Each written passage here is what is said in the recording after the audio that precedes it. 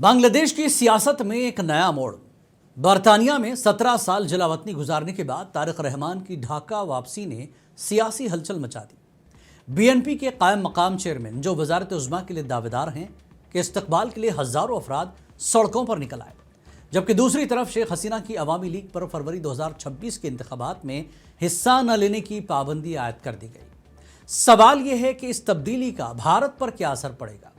भारत की हुकूमत इन सियासी तग़य्युरात को किस तरह देख रही है, इसके असरात इलाके की सियासत पर कैसे मुरतब होंगे। आपकी राय क्या है, कमेंट्स में बताएं और मज़ीद ऐसी खबरें देखने के लिए हमारे चैनल को सब्सक्राइब करें और देखिए ग्लोबल सिनारियो पर खुसूसी पेशकश बियॉन्ड बॉर्डर्स रोज़ाना रात 9:30 बजे सिर्फ मुनसिफ टीवी पर।